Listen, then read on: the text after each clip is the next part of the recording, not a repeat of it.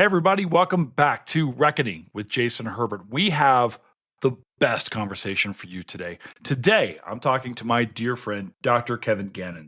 Kevin is director for the Center of Advancement of Faculty Excellence and professor of history at Queen's University of Charlotte. You might know Kevin from his time on social media, where he goes by the Tattooed Professor, and perhaps you've seen him on documentaries such as 13th. I've known Kevin for a long time, and I've been asking him to be on the pod for a while. We finally got a chance to sit down just the other day to talk about Kevin's career in history and teaching. We get to talk a lot about the challenges facing academia to this day, the challenges facing instructors, the challenges facing students. How do we navigate the world in which AI penetrates our whole livelihood when we're talking about how to teach history? We talk about the role of social media as scholars, and how do we navigate this space as well? And of course, we talk just a little bit about how to get just the right brisket. This is an awesome conversation with a dear friend of mine and a guy I've looked up to for the longest time. If you don't know Kevin, if you haven't followed him, you absolutely should, because he is an absolute icon. And more to the point, he's a friend. He's a great human being, and this is a really cool conversation with somebody I think you're really going to enjoy getting to know. So sit back and relax, because our conversation with Kevin Gannon starts right now on Reckoning with Jason Herbert.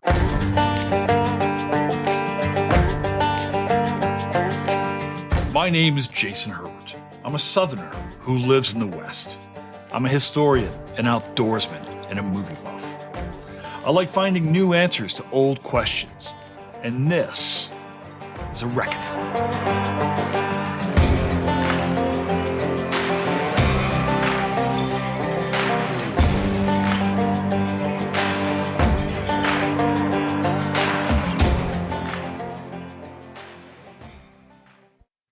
I do have to tell you, so I was just thinking about this. We're going to start like this. I was getting ready for the pod, so forth. I went upstairs, took a shower, so forth, put on my clothes. I'm like, Kevin doesn't get two shirts. Kevin gets an undershirt today. Yeah. That's that's what you're getting right Feels now. Appropriate. Doesn't it though? A little bit. Yeah. Dude, I get the ball cap, so yeah, you want to tell the audience about the ball cap, what you're rocking there? Yeah, so the ball cap is the Daytona Tortugas, who are the single A, low A affiliate of the Cincinnati Reds, and they play at Jackie Robinson Ballpark in Daytona, which is the oldest continuously operating minor league stadium in the entire minor leagues and in the entire country. And it is a gorgeous place to see a game. Highly recommend. Isn't it though? I like Daytona. Daytona's cool. Oh, the sun was setting behind the outfield wall as the game hit about the fourth inning or so. And I just remember looking around and just thinking, this is it. Like, it was one of those moments where I'm like, this right here is perfect. Well, I think, baseball has that going for it more than any other sport, is the romanticism of the game, Right. And I can go to like any game. When I was living in South Florida, I used to love going to spring training games, and you'd go, and I don't want to buy my tickets online. I want to walk up and physically buy the ticket at the box office. I want to do the things, Kevin, right. And it's just, there's like this majesty to it. There's this feel, this romantic thing to it that I think baseball has that no other sport could even approach. And there's a lot of sort of, I guess sort of, I don't want to say overly sentimental, like the George Will kind of stuff, right? Sure. It's like, okay, come on, but what I really like, there's a few things. One, minor leagues, for someone who teaches, like seeing the minor league games and, young prospects still learning, right?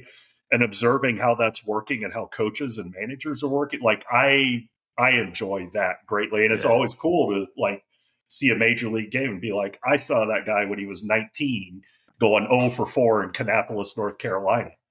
But I also, what I think is relevant to today even, we talk about the sort of pastoral origins of baseball, but really in its earliest days, baseball was very much an urban and an immigrant game. And I like that feels important to me in this moment in ways that it didn't maybe resonate before. Because it remains an urban immigrant game in a lot of really important ways. And then finally, I'm not the only one to say this, but there's no clock. I mean, there's a pitcher's clock, but the game ends when the game ends, right? Mm-hmm. And everything else in my life is governed by the clock. And this is the place when I walk into a ballpark, clock doesn't matter. And that, again, where I'm at in my life right now and in this moment, that more than anything else just feels awesome. Do you have a favorite professional team? Yeah, I'm a big Cleveland Guardians fan. Okay. I'm a huge Cleveland and have been for decades. And I've never lived in Cleveland. I am not from Ohio, but that is my team. When I was a young kid, I was living in Hawaii when I first started following sports because my dad was in the Air Force, and me and all my buddies chose different pro teams to imitate when we were playing t-ball and football and stuff. Mm-hmm. And everyone, this is the late 70s, right? So no one chose Cleveland because they stunk on ice. But I didn't know that, right? And so everyone else is choosing Phillies and Pirates and Yankees or whatever. I'm like, Cleveland's my team. And then, about 5 months later, I'm figuring out why no one chose Cleveland. But I was invested in it, and it's paid off. It finally has paid off. So, yeah. I, people give me static because I'm actually a Yankees fan. And oh yeah, absolutely. But remember, I chose the Yankees because that was my t-ball team in Breaux Bridge, Louisiana, when I'm 5 years old. That was fair. We defeated. I'll allow it. Yeah, the hated Astros in the Breaux Bridge championship that year, right? I scored the winning run. Yeah. I mean, that was as close to being Michael J. Fox and hitting the game-winning free throw at the end of Teen Wolf and realizing that Boof was really the love of your life. That was my moment. So if people don't remember, the Yankees were bad in the 80s. Don Mattingly never won a World Series. Nope. know? So I'm like, stop it already. We're like, oh, you look at it. It's like, yes, actually, I'm a winner. I mean, drinking my University of Kentucky tea mug here. I didn't go to UK either, but that's a whole other story. I heard someone say once that rooting for the Yankees today is like rooting for the house in blackjack, and I thought that was actually a really funny way. You know what? Somebody's got to pay the bills, Kevin. That's someone's got to pay for the lazy river outside. Yeah. So completely fair point. I want to ask you. You mentioned where you're at in your life. Let's go back a little bit. Where are you quite literally physically in your life right now? Let's start with that. Okay. What do you do for our listeners who don't know the majesty of Dr. Kevin Gannon? So I am the director of what we call the Center for the Advancement of Faculty Excellence, or CAFE, which is basically Director of Faculty Development at Queen's University, a small liberal arts university here in Charlotte, North Carolina, where I've been for about 3 years. Before that, I ran a teaching and learning center and was on the faculty at a small liberal arts college in Des Moines, Iowa. So that's kind of my lane. And, what I do at Queen's, I support teaching and learning. So I work with individual faculty all the way out to the whole faculty groups. A lot of people in the higher ed space might be familiar with teaching workshops and things like that. But most of my work is one-on-one individual work with faculty or working with colleagues in administration and on faculty to help kind of move the needle on improved learning and more meaningful teaching and learning institution-wide. I also support faculty scholarly work. I do new faculty onboarding and mentorship. I run a mentorship program for new faculty. I help orient our adjunct colleagues. And one of the things I really like about my gig at Queen's is I do leadership development as well. So I work with new or experienced academic leaders all the way up through the department chair, associate dean, director level.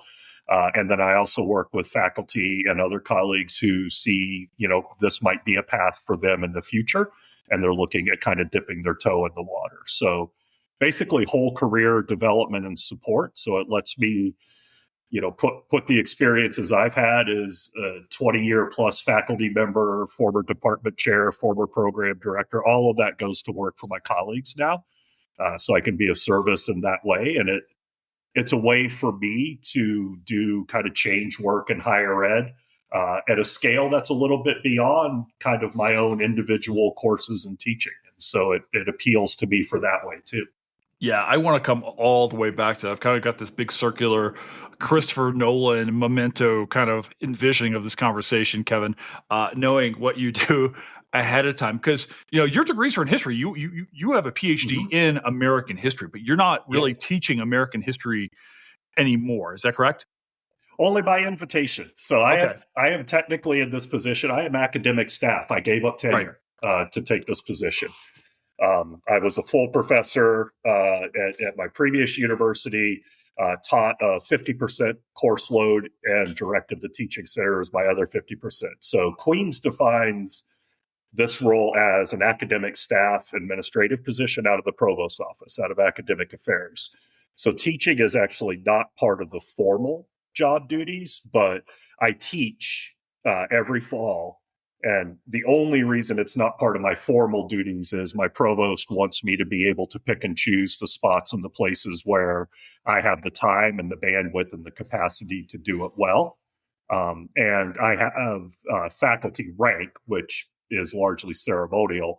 But, my colleagues in the history department and I are talking about ways that I might be able to support their curriculum and offer courses in places where they may need a gap plugged, or where my teaching experience and expertise can complement the things that the department is doing as well. So I do anticipate getting back. I teach in a new student seminar program that we have right now, but I anticipate getting back in the history class sooner rather than later. Are you teaching now? The faculty you're working with now over there, it's not just history, correct? Are you working with faculty across?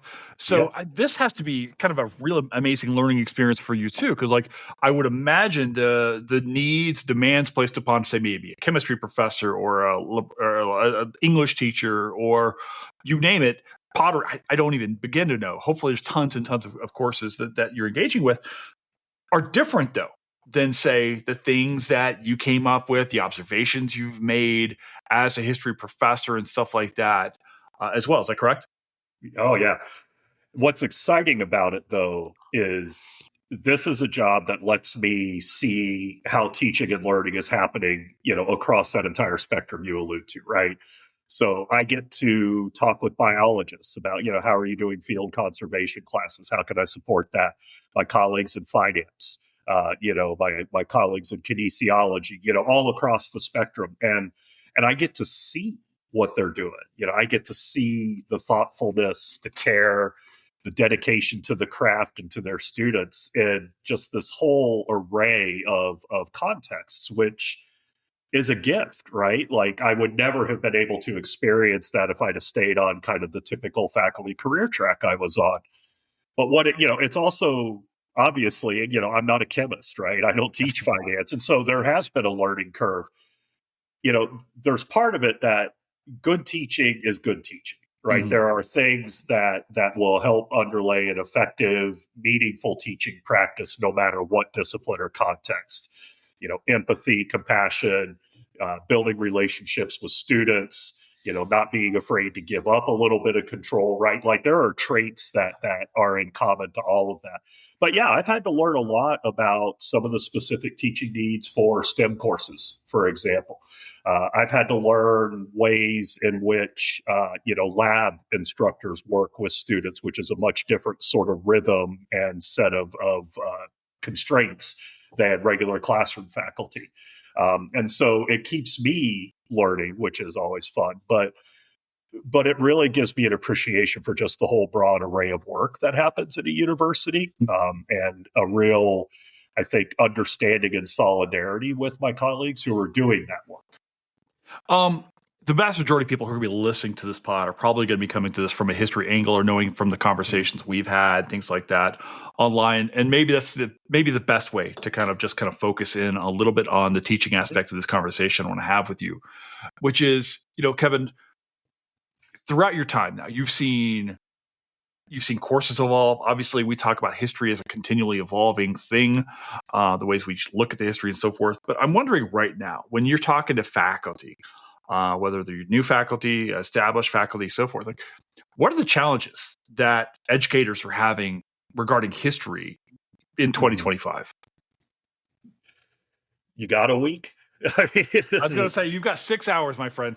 right? Like this, I mean, obviously the moment we're in is not a great moment for, I don't know, anyone with human compassion, but certainly in higher ed, right? Like, it is really, really hard to do this work for all of the reasons. But I think where we're at now, we've come out of pandemic pedagogy for a couple of years by this point.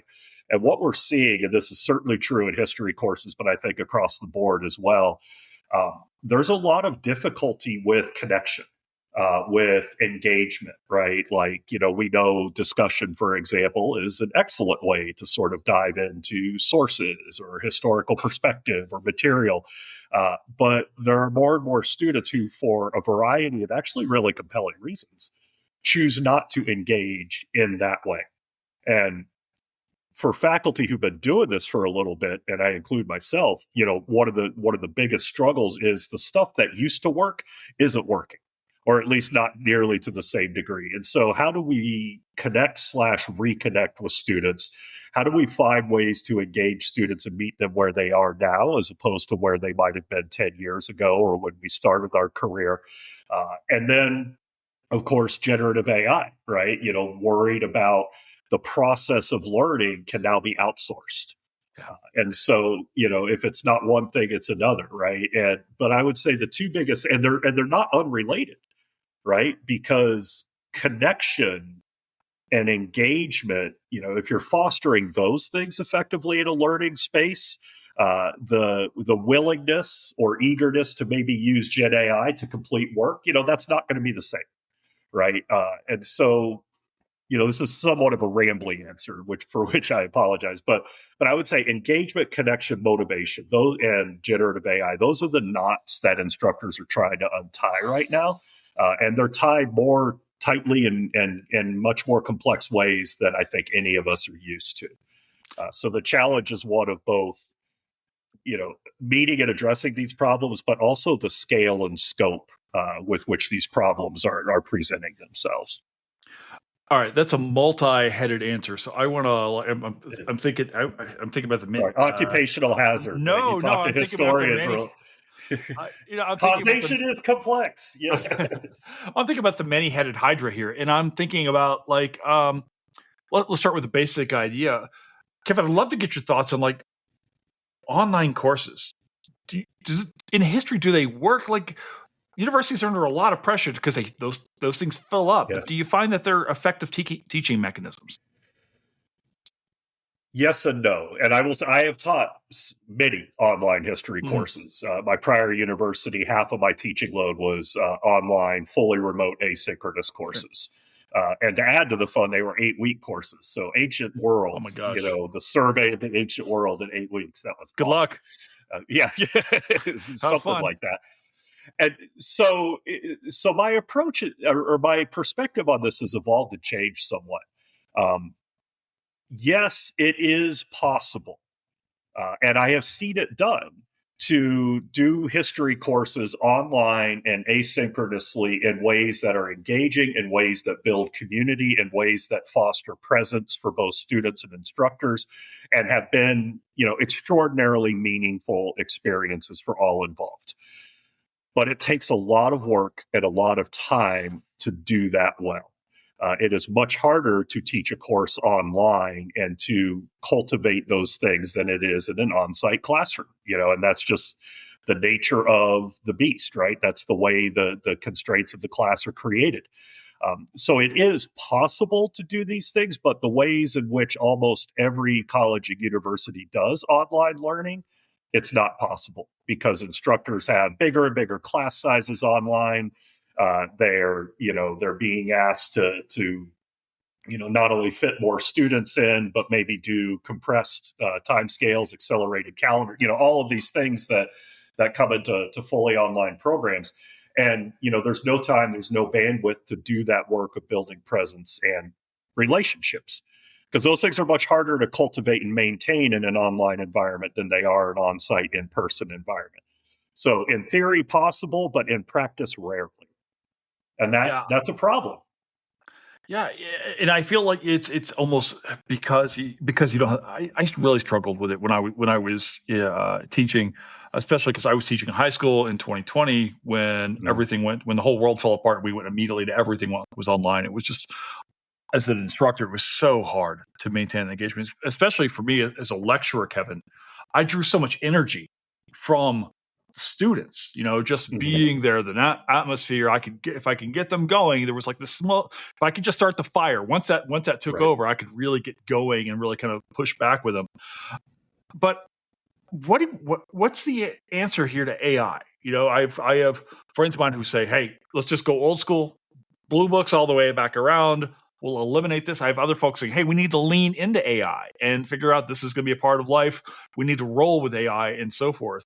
Like, have you found an effective strategy like to deal with this enigma? No. but, Next but question. what I will, yeah, right. I mean, seriously, and, but what I will say is, I have done and continue to do a lot of thinking and reading and researching and practice and working with instructors around generative AI. Personally, I'm pretty AI critical, very AI critical. And so there's part of me that resents all of the time and attention that I have to pay to this. And I think some of that resentment comes from the fact that everything has a history, as the AHA says, right? And this sort of ed tech hype cycle has a history. I mean, 2014 was the year of the MOOC, and we were told that by the time MOOCs went out to scale to massive open online classes, Sebastian Thrun, the founder of Udacity, Mhm. one of the platforms for MOOCs, said there's, in 30 years or whatever, there's only going to be a handful of big universities in the country offering MOOCs, and everyone's taking it. All the other colleges and universities will be out of business, which is, of course, fucking insane, right? But that was the sort of cycle. And I remember, I was at a small liberal arts college, and our president was like, we need to figure out how we're going to get on board with MOOCs, at least in our own sort of context. And I'm sitting there like, what is this? Are you high? We're a small liberal arts college that talks about the personal experience, and you want to put resources into a MOOC, right? And so what happens in these sort of hype cycles, these bubbles, and we're very much at that point here, is there's what I call the sort of myth of autonomous inevitability, right? And so we hear a lot about Gen AI, like it's the future. Your students are going to have to know how to use it. This is the future of the workplace. Everybody's doing it, right? Like it's inevitable. Is it though? Like, how did it become inevitable? Did it just magically happen? No, this is a product of choices, and it is not. Nothing is inevitable, in theory, but in practice, like this is not. At least Gen AI as it currently exists is not inevitable. What we're starting to see, right? More and more studies coming out now from places like MIT or Microsoft's own software engineers that are saying, you know what? There's some cognitive offloading problems here that we got to figure out, right? There's a very recent study that just came out that I'm about halfway through reading that is basically examining the way that large language models are built and saying you're never going to fully get rid of hallucinations, the incorrect information that's been, because that's baked into the cake of how these things are constructed and trained, right? And so what generative AI will look like in the near future is going to be different than what it looks like and how we're talking about it now. Part of it, and this is the cynical side of me, but look who's hyping it the most: the people who are really wanting to make money out of selling licenses to their products to higher education, right? But if you look, at the conversation that's happening elsewhere, it's a little bit different. And in higher ed, it varies widely by field, right? And so in a business analytics program, that is going to be wound through the curriculum in ways that in a humanities class it wouldn't, right? And I think what we're starting to see are colleges and universities, at least the ones that are handling this challenge successfully, having interdisciplinary faculty conversations about what does this look like as a larger curricular thing. So you may be approaching the use of Gen AI one way in a history course. Over here in finance, it may be another. If the student is tracking through several years at this university, what is their experience going to look like? What proficiencies, what habits, what critical faculties are they going to develop? Not just course by course, but programmatically. And so I think where we're at now is the very beginning phases of that, right? What does this look like in a holistic college education? But how do we create the opportunities for students not just to learn how to use AI, like all the talk about, you should have prompt engineering programs. No, that's bullshit. That's stupid, right? But you should have programs that are doubling down on critical digital literacy. And that's not just your STEM classes, that's everywhere, right? You should have programs that, prepare students to not just use tools, but to be discerning critical users of those tools. Why am I using this? Why does the tool look the way that it does? Why do I interface? What is the user interface is like this for a reason? Why is that? What are the affordances? What are the limitations? What does this do? What does it not do? And how do I, as the user who should be driving this process, make choices about whether or not to use the tool, but if I do use it, how and for what ends? Right? Like those are the types of questions that need to be in a student's toolbox. And the universities, the colleges and universities that are at least most successful in sort of wrapping their collective head around generative AI are the ones that are thinking in that lane. I want to ask you about something kind of closely related to this, which is just technology in the classroom. And Kevin, I think you and I have had these kind of conversations with our friends, our colleagues throughout the country. I have friends of mine who are faculty members at other universities, and they're terrified when they are teaching history about talking about the messy, hard histories that are necessary to explain how we arrive here in 2025, worried about what we see down in Texas with students reporting on them and things like that, and bad actors all the way around saying, oh, I don't like what's being taught by Professor so-and-so. What's the solution here? Should we ban technology in classrooms? Like what is this a concern of the people that you work with there as well? Like, what are your thoughts here? So as part of what I do, I also visit a lot of other colleges and universities to work with their faculty and do professional development work. And this is a question that, as you might imagine, is coming up everywhere. And much more frequently than it used to for me. I would say the last year and a half in particular, how should I talk about a class recording policy with my students?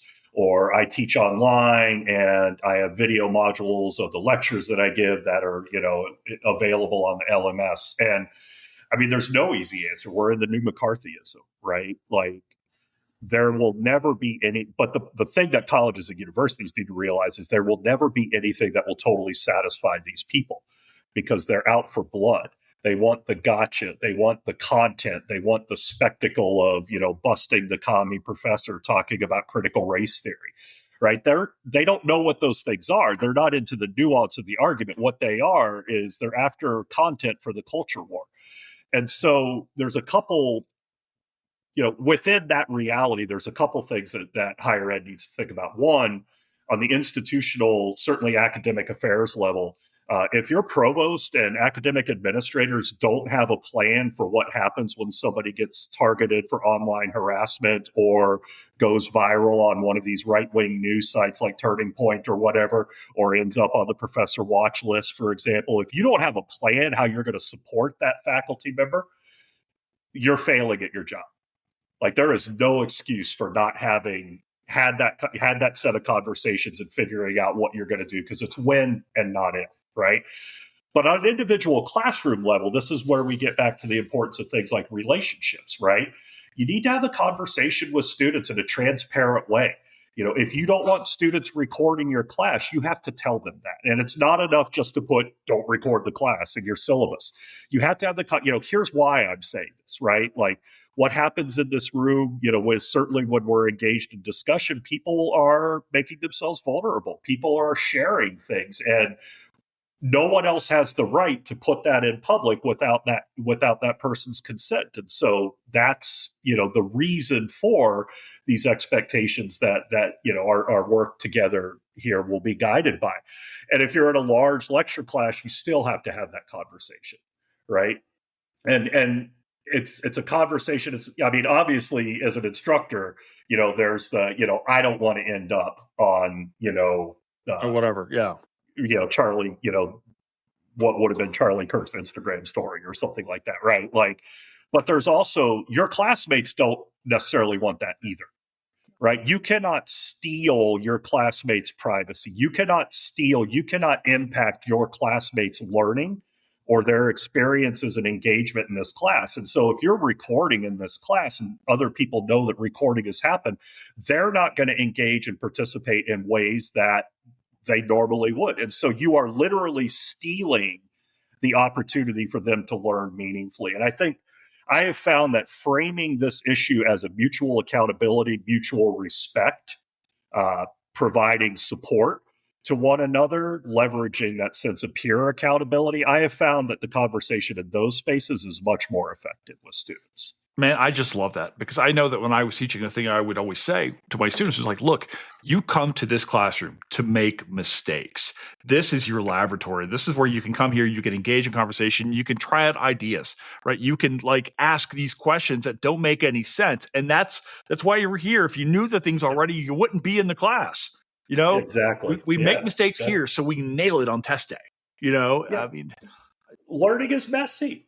Yeah, right? And I tell my students, like, there are going to be things that you're going to be asked to do in this class. And it's no matter what class I teach, because it's true for every one of them, right? Like, you're going to be asked to do things in this class that you've never been asked to do before, or never been asked to do in this particular way before. And I don't expect that your first go at it is going to be fully successful.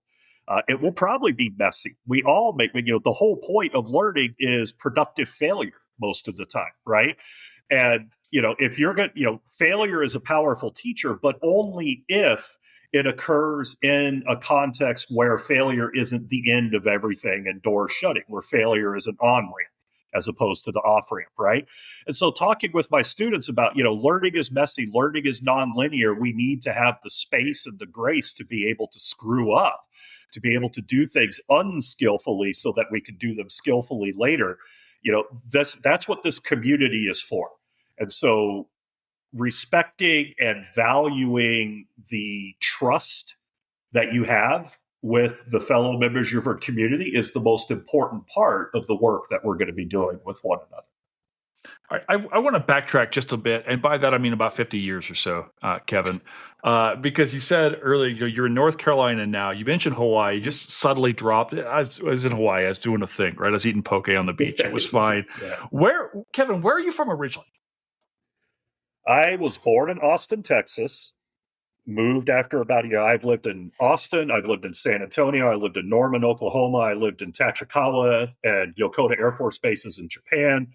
I lived at Wheeler Air Force Base in Hawaii. I lived in Springfield, Virginia, Brandon and Valrico, Florida, Fairfax, Virginia, Harrisonburg, Virginia, Champaign, Illinois, Columbia, South Carolina, Beaumont, Texas, Amesbury and Haverhill, Massachusetts, Des Moines, Iowa, and now Charlotte. Okay, my goodness. Moving sucks. I think so. Moving sucks. I would hate to be your friend, actually, because I'd be having to like move your couch across the country. Yeah. At this point in time. I got three younger brothers, so it was like a built-in moving crew. That works. Do you remember the first time you started thinking about like history? Like, and I'm not even talking about as a professor, but because I can specifically remember the sitting in the class in 7th grade. I was like, this is cool. Like, how old were you when you started getting into the past? So when I was 6, I was super into dinosaurs. Sure. Which a lot of 6-year-olds are, right? But what appealed to me, this was so long ago, and yet we're finding out all this stuff about them, right? And so 6-year-old me was fascinated by the idea that you could learn things today about how things were millions of years ago. And I thought that was, that was my obsession. Like, I want to know stuff about back then, right? And then I think from there, when we go to the, I'm extraordinarily blessed in that my parents, were readers. They took us to the library on base all the time. There was never a point in my youth where I was not an active user of libraries. There's never been a point in my life where I haven't been an active user of libraries. But But that really helped me just sort of, what are you interested in, right? And so I was drawn to history and biography. So part of it was the stories, right? Younger me, really latched on to stories of individual experiences. But what was always important to me was, what was it like to be in that time as this person? And so I'm paying attention to things like context, right? And then as I, read more and get a little older, I start thinking about how these things relate to one another. What's causation? What's connectivity? What's context, right? And then once I hit class-wise, I had a world history teacher in 10th grade, actually, and who really helped me, Mrs. Walker, Jacqueline Walker, Brandon High School, who helped me take all of these sort of various interests in reading and all of the stuff that had been swirling around for years and start to make sense of it. She helped me. She helped me develop a cognitive framework to think historically in ways that I was sort of doing, but I didn't know I was doing that, right? And then so once I had that, and once she helped me connect with that, and I, it was like, oh, that was when the switch hit on, right? And that was when, even more doors opened. My vista got even wider. So, a little bit later, maybe in my schooling, but I think I had to sort of, kind of muddle through a whole bunch of things and cram a bunch of stuff in my head and, try to figure things out and all of that. But then when I was ready, the teacher appeared. Were you a history major as an undergrad, or did you go into college thinking, okay, I definitely want to do history? And where'd you do undergrad anyway? I went to James Madison University in Virginia. I did my last 2 years of high school in Fairfax, Virginia. And yeah, I went as a history major. I was originally going to be a history and theater double major. But then I changed. I thought I wanted to teach high school. So at JMU at that time, you majored in a content area that you wanted to teach, and then you minored in education. So I was a secondary ed minor for a couple of years, and then I went and did my first observation at the local high school and was like, shit, I don't know if I can teach like younger, slightly younger versions of me, basically, because I was kind of a punk and a delinquent. So I, started thinking about grad school and higher ed after that point. But yeah, I came in as a history major. The history department at James Madison was top notch. I had the great fortune to be mentored by just amazing human beings.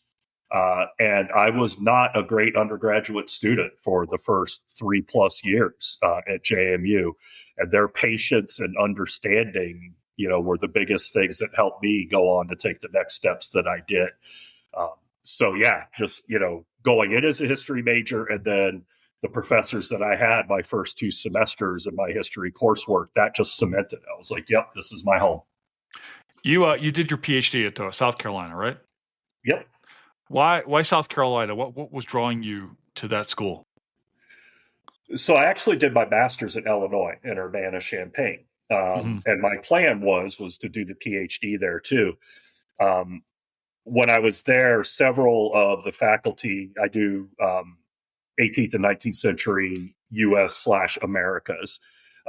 And the early Americanist faculty members were going to retire in the very near future. And it didn't look like my PhD mentor or my master's mentor would still be active when I was moving through the PhD. So one of those faculty members sort of suggested, like, hey, you're doing great. No offense. If you want to stay here, great. But you should know, like, it will be hard to find a committee, right? Like, it'll be hard to connect with an advisor in these areas if you stay here. So I said, okay. And it, for a variety of reasons, I was kind of, I think because I was so used to moving, I was kind of getting the itch to go somewhere else anyway. So I applied to a few other schools. South Carolina was the one that I applied to 4 places. I applied to Maryland, UVA, Chapel Hill, and South Carolina. I went 1 for 4, so the decision was sort of. But in all seriousness, though, South Carolina let me know first. And I connected with Lacey Ford, who would be my advisor when I got there. He offered me funding in the form of a teaching assistantship, talked about the community of students that was working under him, and I was sold. So I went, and it was, for me, it was the right place. I too, my friend, was turned down by Virginia and North Carolina, and Minnesota was the first place to say accept. And I remember getting that first acceptance, and I was like, "Oh, right, sweet, who's next?" And then the rejections roll. I applied to 7, got into 3, waitlisted on 1. And isn't it amazing how we can still recall who said no and why? When I did my first round of grad applications, I got into Illinois, which was a shock. That was my reach school. I didn't think I would get into there at all. And I applied to 7 others besides that. And I got into a couple.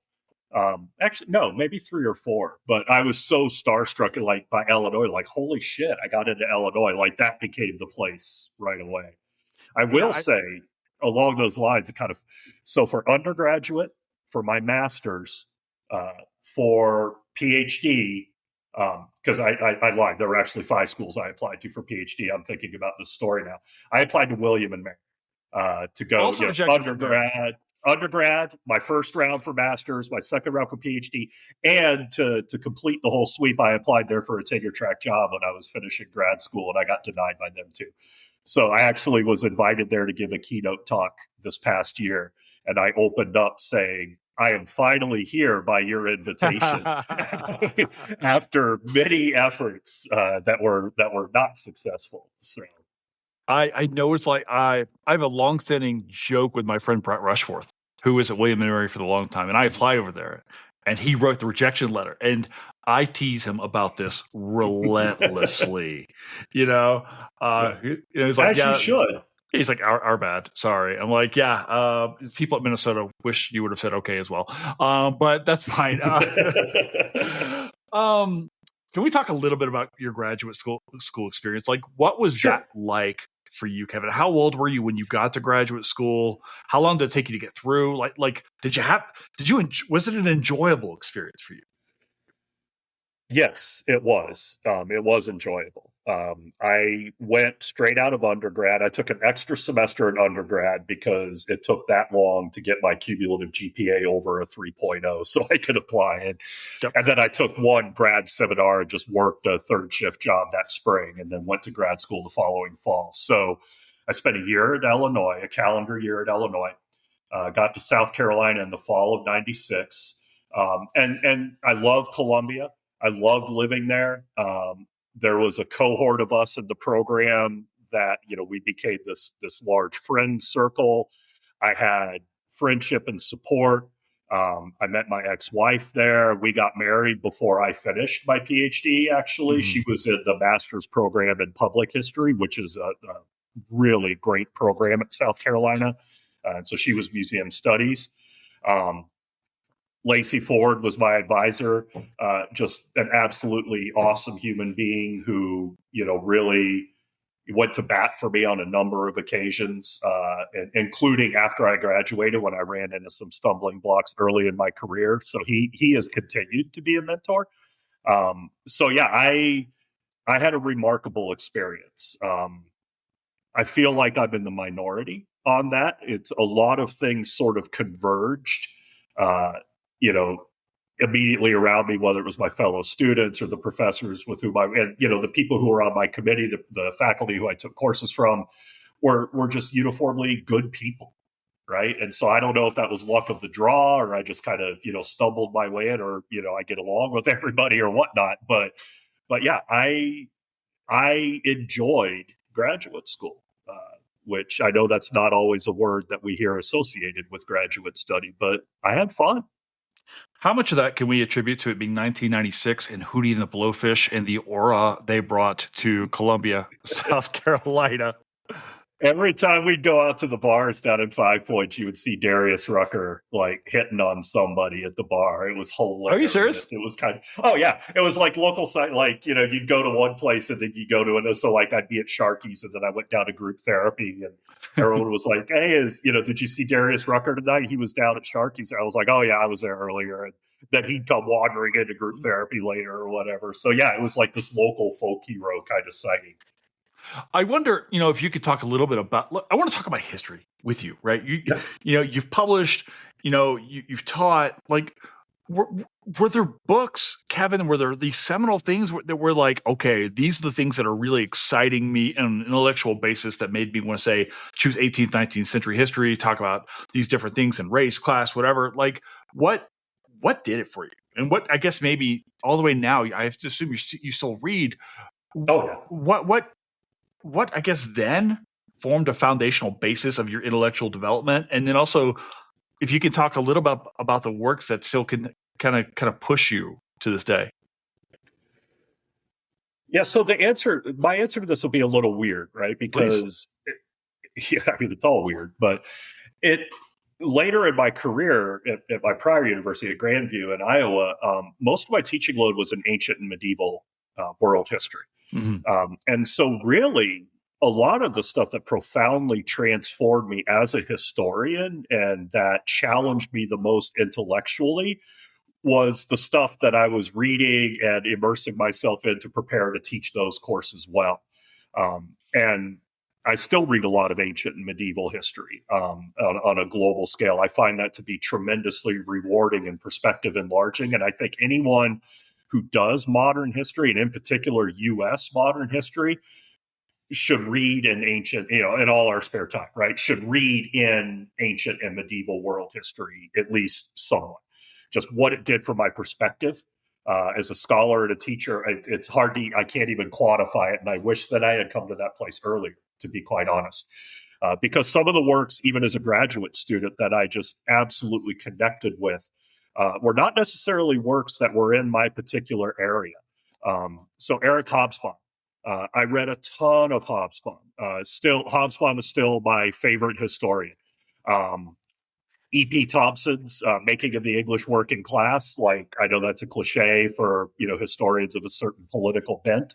But that was I read that in the first year or two of my PhD program. And I was like, part of me was like, oh, this is how it's done. And then part of me was like, oh shit, I'll never do it this good. Right. Like, so there was that. I would say, if you move into the Americas, Edmund Morgan's American Slavery, American Freedom for me was a transformative book when I encountered it. Right, like around here somewhere. Right, yeah, and it's still here in my apartment, and the reason is like it was stuff like I didn't quote unquote learn anything new, right? But the way that Morgan deployed evidence and made an argument and analyze things to answer this sort of central paradoxical question, right? Like, and to do it as well and as convincingly as he did. Like, even if you look at Morgan now and say, there's problem here, problem there, it's a little, it still holds up really well though. And I think that book, and again, as a master's student, when I read it, I was like, this opens windows, right? Like, this is how scholarship can take things that, we quote unquote already know, but help us see them anew and approach them anew. And that was profoundly important for my reading. Isn't it amazing how, years removed from your graduate experience, you can still be moved by the things that you read? I was thinking the other day about Pekka Haimalainen's The Comanche Empire, which comes out in 2008. And I remember reading it and seeing names like Comanche and Kiowa and all these different things. And they have this nominal kind of like, okay, I know who these people are. And now in my own experience, I'm like, I'm down here. Like, I'm visiting with Comanche. I know people, I work with Kiowa, and I'm like, the experience, like, it just, your relationship to the work changes over time. And I find that it's this odd delight, Kevin, as a scholar, where you're just like, wait, this has this different meaning to me over time, Yeah, we come to a depth, when we encounter things at least in my experience, I've encountered things later that make me think of, either reading or study or conversations that I had earlier in my career where all of a sudden those things take on new meanings because I've had this now current experience, right? And so when I think about, when I was had the opportunity to be involved with the film 13th, right? Like some of the things that I had, been reading and writing on and researching in terms of, radical abolitionism, in terms of the way that race and incarceration wound together in the 19th century. Like I was on that road and very much sort of aligned with where that film was going, but being involved in that project and being put in a position where I had to talk about these things in a way that wasn't just, a graduate student seminar, like that helped me gain just new dimensions of understanding and resonance with both the scholarly work and the original sources that I had been immersed in for years, but was now, now had the gift to really to reapproach almost as if they were new. I don't know if that makes any sense, but just something that was, really resonant, like this is what history does out in the world. And that came along at a point in my career where I kind of needed that reminder, right? Yeah. Like it's not just about publishing an article or getting your monograph out for tenure. It's about this, right? And that was, that was really, that had a big impact on me. Yeah, I think, a lot of people know that you're in. I still get delight every time I see, I haven't watched 13th in a couple of years, but every time I would watch it, I've seen it probably 5 or 6 times now, I'd get this little tee-hee moment. I'm like, that's my friend, that's Kevin, right? Because I find myself always rooting for my friends anyway, like any friend should. But can you talk a little bit about how that, Kevin, came to be? Like, how did you end up in 13th? I guess is like, what did you get an email one day? Somebody call you? Like, what happened? How does that work out? So for the folks who are listening to this for the history tape, this will scratch that itch, right? So in 2015, it must have been the early fall of 2015, Sean Wilentz had a New York Times op-ed where he was responding to a Bernie Sanders speech where Sanders had talked about the intertwining of the Constitution and of enslavement, right? That these two things had wound together to sort of shape U.S. history. And Wilentz, as he did repeatedly and has still done, is sort of arguing that, well, no, the Constitution was actually anti-slavery. And I'm not in agreement with his argument, but but this was his thing. And so he writes this op-ed that really kind of, very forcefully states this idea that actually, the Constitution provided Lincoln the tools with which he could, abolish slavery, asterisk, and therefore it was anti-slavery, right? Which, I'm not a fan of that argument. And so I wrote a Twitter thread because, that was where I published it. Right? We're gonna come back to social media in a bit, but yes. Yeah. So I wrote a Twitter thread, like, here's where I disagree and why, right? Like, and I was actually working on an essay at that time about the Constitution and slavery, in some fairly specific sorts of context. And so, I had sources I could, and so one of the editors of the Junto blog, the early Americanist blog started by grad students and early career professionals, reached out, DM'd me on Twitter and said, hey, we were going to write something in response to that Wilentz piece, but then we saw your thread, so you wrote it for us. Would you be up for writing it as a post and we'll publish it? And I said, sure. And he's like, can you do it today? Because we really like to turn it around. And I was like, okay, sure. Which one? Because I know all of those guys. Mark. Okay. All right. Yeah. So, and it was fine. Like, I sat down and banged it out in like an hour and a half, right? Like, because of length restraint, it didn't have to be that long. And so it went out and I was like, cool, 12 people will read this who are, nothing against the Junto, but we're kind of a niche audience, right? And so the next day my phone rings and I'm in my dining room at a small house in Des Moines, Iowa. And it's Ava DuVernay's production assistant who says, we saw some of the writing that you have out there. And we wanted to know if you would be interested in interviewing as part of a project that Ava DuVernay is working on that touches on some of the same things that you wrote. And I was like, sure. Yeah. And like a month later, I fly out to New York City. They bring me to a studio in the Bronx. I'm on, I sit down for an hour and a half with Ava DuVernay being interviewed on camera. Um, and yeah. And so after the interview, because I asked her, I was, I was like, how, I said, your assistant said it was, some stuff I had written, what was it that, because I mean, the subtext was, I'm just this fucking dude from Iowa. Like, what is this? And, she pulls out her iPad, and I remember this because her iPad was like cracked, like the screen was a mess. And I'm thinking to myself, like, you can't afford a new iPad? Like, how do you not cut yourself? And she pulls it, and it was the Junto piece. She's like, we saw this. No kidding. And, I'll spill a little tea. I hope I'm not out of line. But she said, we had just finished talking with Henry Louis Gates, and we felt like we needed some more, we needed, and, a little more. I think what she was sort of conveying was, forceful or spicy. And I was definitely spicy in that. And she's like, and then we saw this and decided to call you. And I was like, okay, all right. So, yeah. And then, a year later, I'm part of the group that Netflix brings out for the premiere in New York. And the whole thing still feels like kind of an out-of-body experience. But that's literally how it started, me yelling on Twitter and then writing it up. And she told me, she said, this was all over Black Twitter when it came out. And I was like, oh, shit, yeah. Like, that's awesome. Yeah, and there's a couple things to go here. I think there's a lesson here, Kevin, which says, just write the stuff. Just put it out there. I think when I was in graduate school, for those people listening, I finished relatively recently. I finished in 22, right? Like I'm a baby PhD. But there's, you would talk to people like, I have to finish graduate school and then go here and I'm going to publish in this journal and this journal and this journal. And I think one of the wonderful things about your career is it demonstrates the flexibility of like, hey, I'm just going to do this. And what happens is going to happen. And in this case, one of those 12 people who, that read the Junto piece, and this becomes like one of these foundational pieces of, I think, your career, this participation in this.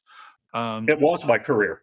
Yeah. I mean, that was the decisive moment that just opened up all sorts of opportunities, platforms, connections.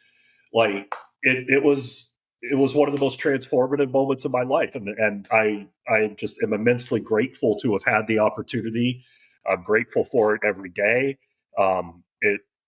It was a film that did really important work. And that's the key thing is, the work. But yeah, I mean, the lesson, write the thing.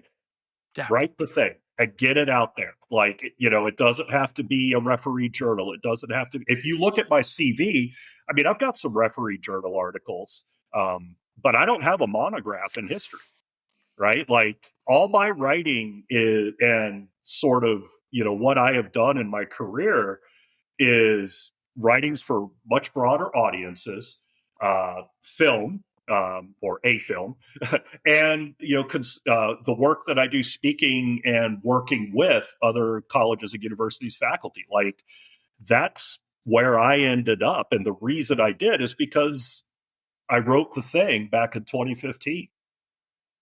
Yeah. Okay. I got two other thoughts on this. First and foremost, before I forget, I'm gonna look right in the camera. Hey, Ava, call me. Hi. Let me just say, when you meet somebody famous, you're like, oh, God, I hope they're not an asshole, right? Ava DuVernay is one of the most intelligent, like, awesome people I have ever met. Like, she was a Black Studies major and undergraduate, so we vibed on a whole bunch of shared intellectual interests as we were having but just a genuinely good person. And deserves every bit of the success that she has had. So just want to put that out, like, I'm grateful to her for the opportunity, but also good things happen to good people. And she's one of them. Well, I also want to be clear. I don't want her to call me for my historical scholarship. I just think she's hot. So there's that. But I do want to ask you about this larger thing, which is I want to go back to social media. You talk about like you haven't punished this scholarly monograph as far as history and things like that. And as time's gone on, I don't want to knock university presses because they've got an important role. I work with a lot of, they promote a lot of their things and so forth like that. But as I've gone on, Kevin, I soured a bit because as I worry about writing a book that only the same people who've been attending the conferences I go to have been listening to me talk about for the last few years, and nothing changes. And I want to segue that by saying that I had this moment on Twitter years ago when I started to feel like I had made it.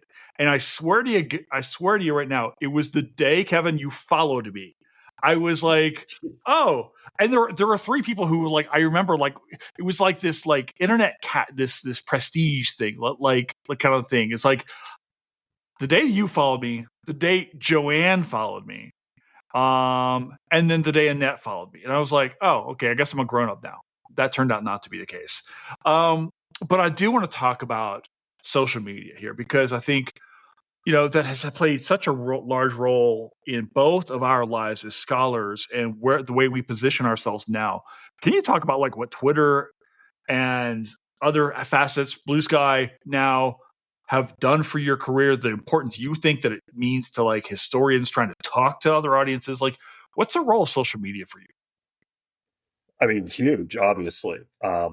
This is where, I give the obligatory fuck Elon Musk, right? Like, because Twitter, like the Twitter story and community, and especially for those of us who are doing this at smaller institutions where you're like the only person doing your thing, maybe at the whole university, right? Like to have that kind of community, to have that space, like, medievalist Twitter was awesome. And when I was starting to teach in medieval, like that was my support group. Like it was, the community that I had there and the ability to sort of riff on ideas and get feedback but mostly just engage with other human beings. Right. And I know social media is where a lot of bad things can happen. And I've participated in some of those. It's the kind of the nature of the beast. And there are things that I've done that have been remarkably unskillful that I regret. But for the most part, what Twitter was and what Blue Sky is for me in somewhat of a different way now is that's a community of actual people with whom I can, not just throw one-liners back and forth, although the silly shit is really important too. But I've had some of the most substantial discussions and conversations I've ever had with other scholars through the medium of social media, right? Or at the very least, the conversations that I've had with one or more folks on social media have been the genesis of a project or a line of inquiry or a line of reading that has ended up shaping something I'm writing or the ways that I teach or that I work with colleagues. And so it really, has been foundational for me. It sort of blew my so I've got a 20-year-old and a 17-year-old.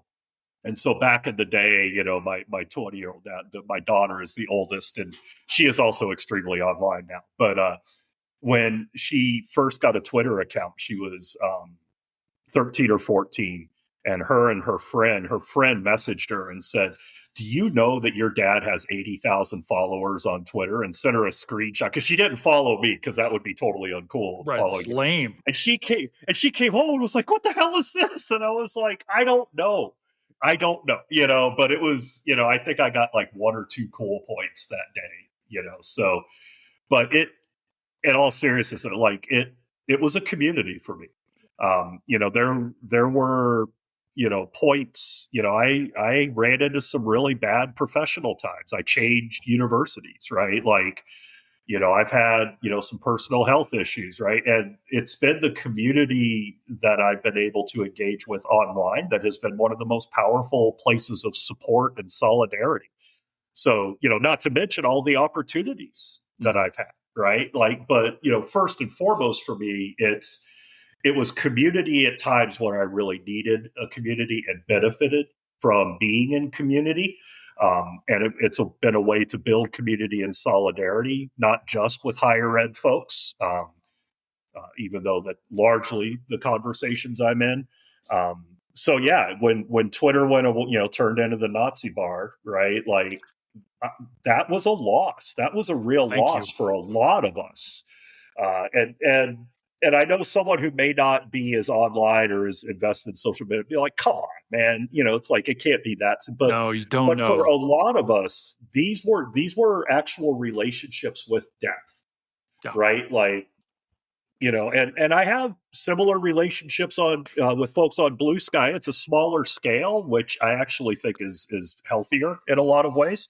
But yeah, I mean, for me at least, my experience has been um, that I benefited and drew a lot of strength when I needed it from the communities that I was fortunate to be a part of on social media. Right before you start talking about Twitter, I wrote the word. I just circled it now. The word "loss" right here on my notebook. Yeah. And I felt the exact same way. It was like mourning the loss of a relationship itself when we all stepped away from Twitter, because so many of us, I totally credit Twitter for like getting me through graduate school, especially after I like moved back to Florida and kind of created Historians to Movies and made these friends, yourself included, who became actual friends. I have friends of mine, like the guy in your old office in Iowa is a dear friend of mine from Twitter, Thomas Yeah. Lecoq. I've never met him in person before. I talk to him every single day. So many people that I could talk to. That I almost married a woman I met on Twitter. It was this thing. It was like our thing. It was almost like the voice. It was like the moment in Goodfellas where like Henry Hill's talking about how great things were with the gang. Not that we were all criminals, but it felt like we had our thing, man. And Blue Sky has helped to resurrect maybe some of that, but there's still feel like I was explaining. It's like this is as close to 2018 Twitter as we've gotten, but it's still doesn't still feel that way. Yeah. But did you ever feel, Kevin, like the pressure, as someone who was very social media followed and present on social media, to kind of perform? Was there a thing where when you were writing and posting stuff, like, did you ever feel the pressure to be a certain way as a scholar on social media? I mean, I would love to say no, but the honest truth is I think there probably were times where it was sort of like I got to have a take. Yeah. Right. But what was helpful then, I think I was fortunate in the fact that I had people around me, both online and in real life, who I could run ideas past if I wasn't quite sure.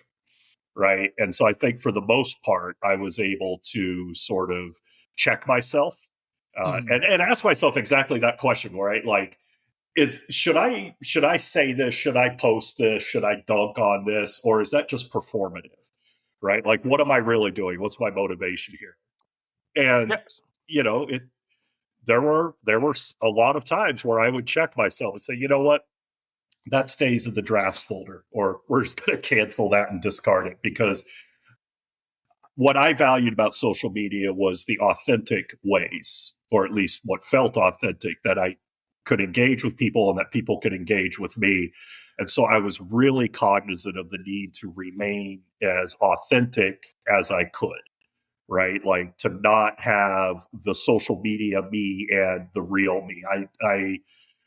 I've had people who I've met in real life after knowing on social media, and they're like, you know what you see is what you get with you. And like, that's a really high compliment to me. That's the way that I want it to be. Right. Like, but yeah, I mean, when you're on a platform like that and you think about audience and you think about the ways in which conversation happens in those spaces, and, there's always so much to talk about, right? Like, it's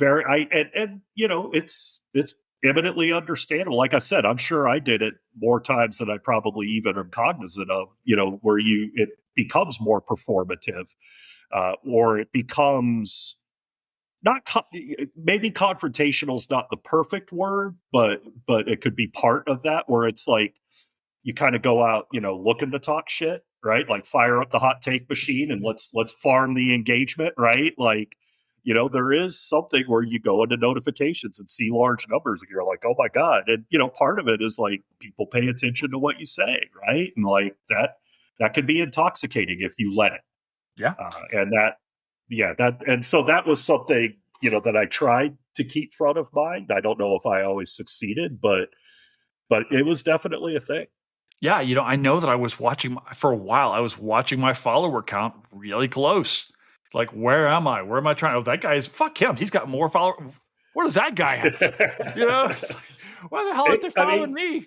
It's because it's quantifiable, right? Wow. Like that's the thing that's hard about social media is you look and you're like, oh, 84,100 people. How long till I hit 85? Or Mhm. how many people retweeted or reposted it? Like it because it's a number right there, and you can almost watch it change in real time depending upon the conversations that are happening, and that can be really addictive. Yeah, I because mean, then you start going to look for know, those conversations that get it changes the ways in which you start to talk and think about like the ways you engage, right? Because like I know if I yeah, post this kind of thing, I'm going to get an extra 400 followers. I'll just go ahead and say whatever, right? right. And that's not healthy. I've seen way too many Nope. public meltdowns on social Oh, media over someone's follower count, or it's like, guys, what are we doing here? yeah. That's definitely the negative aspect of it.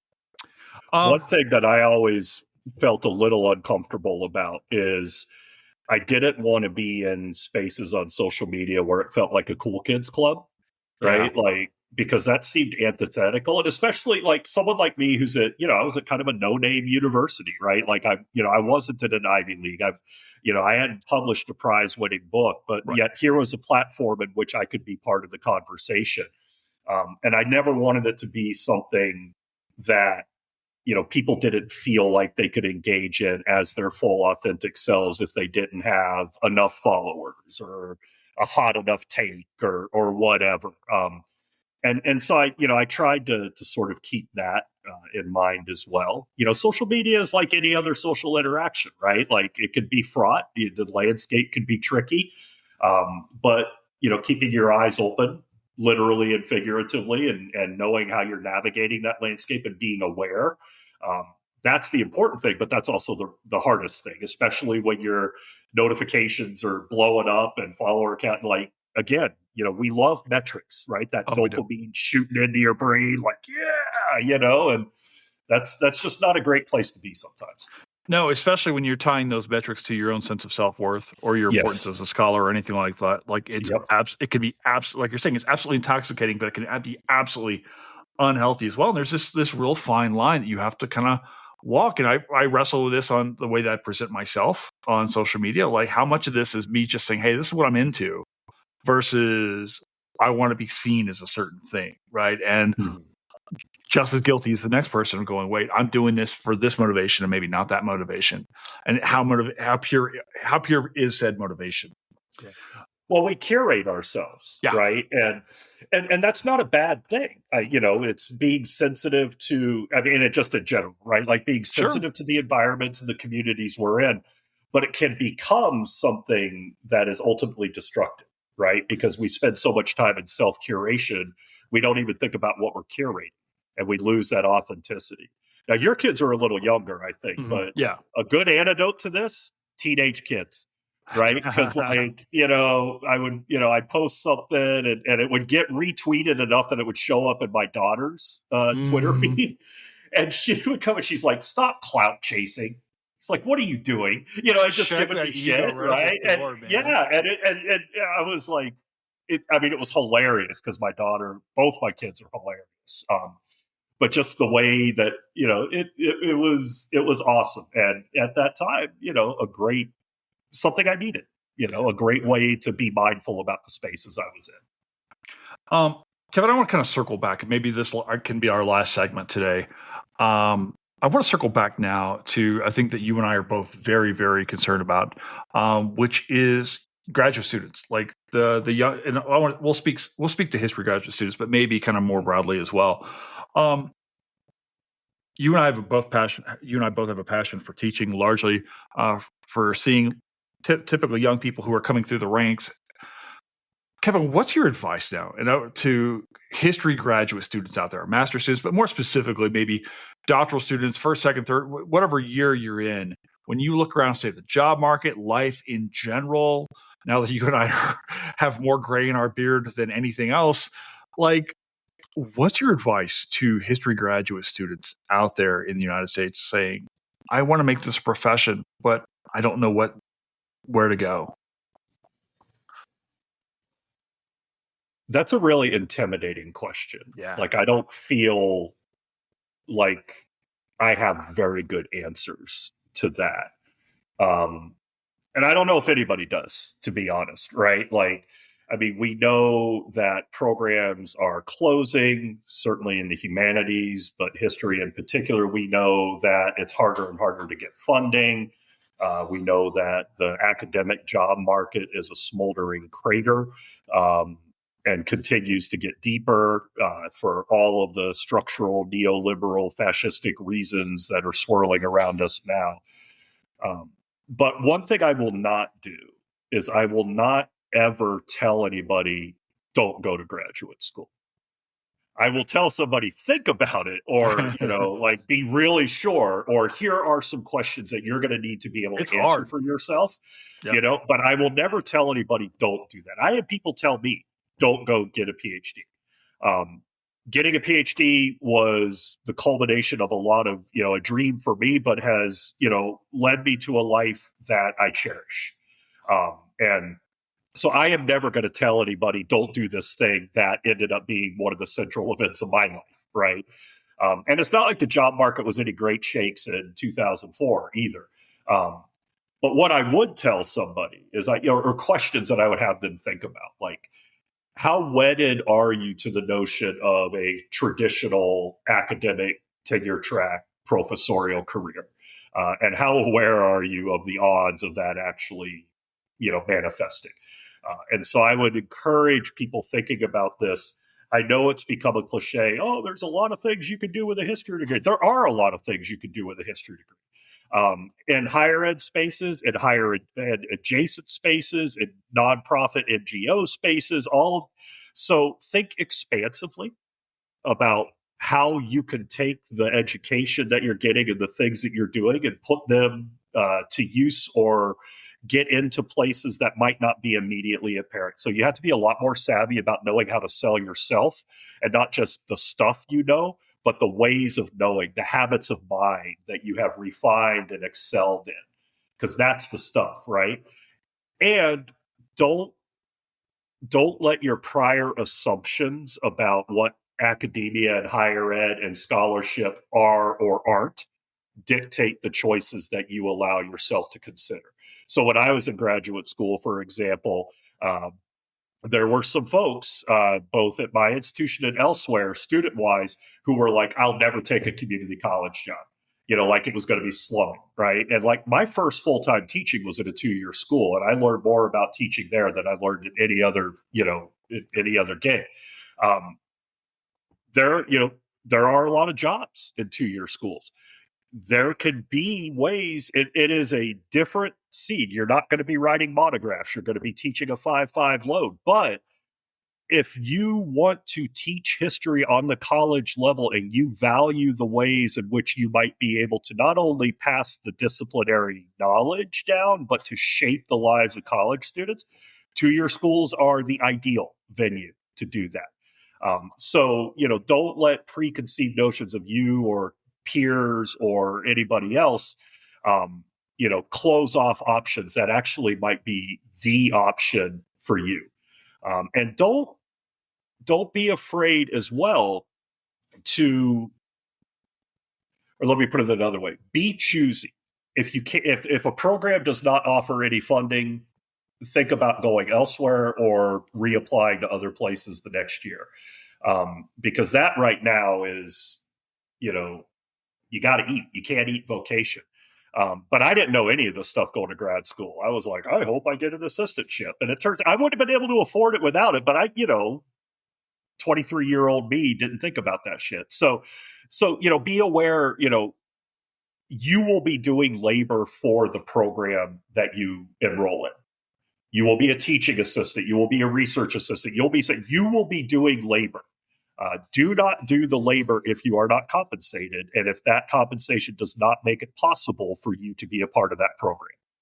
Right. So those are the things that I would suggest. It's, be, everyone talks about be flexible, be open to possibilities. But I mean, for real, that means something much more now than it did even a decade ago. And I think that's where we have to lean into. Kevin, we've been talking now for coming up on it, like since before the show started, and now like almost an hour and a half. And I feel like you and I could go for a while. Let me ask you this: I just got my smoker going this weekend. You and I both love the meats. What are you cooking next? What's next for you? All right, so this is tragic. Tell me. But I live in an apartment now where we can't have grills on our patio. Oh, so when I go back to the house where the ex and the kids are, and my ex and I still have a very good relationship. We're good friends. I go over all the time. I got to see the dog, right? But absolutely. But that's where my smoker still is. So and so I'm actually I've been teaching my son how to grill and smoke. So my son is a grill master now. He can do a kick-ass steak, perfect. And so the next step is we're going to smoke some brisket because that's his favorite. I got a barrel smoker. We're going to get a nice brisket flat. We're going to immerse it in salt, pepper, and garlic and just go to town. I love it.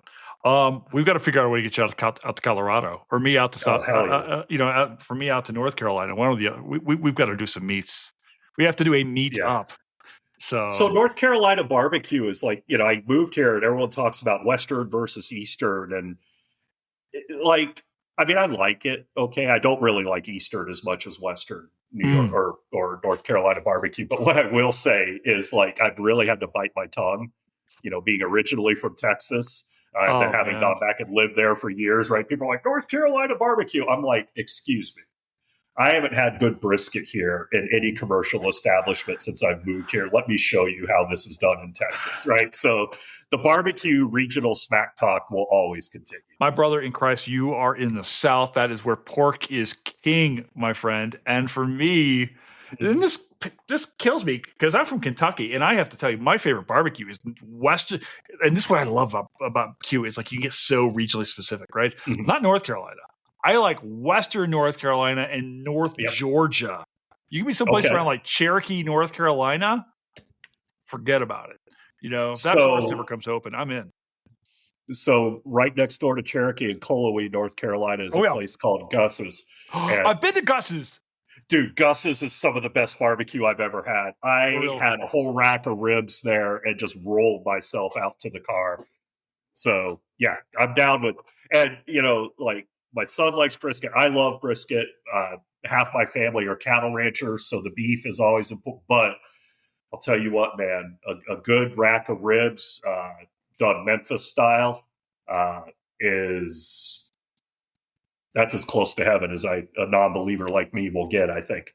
All right. Well, the next pod you and I do will be over a rack of ribs, and it'll just be you and I just smacking sounds for an hour, and we'll lose every last bit of viewership, especially on the YouTube channel.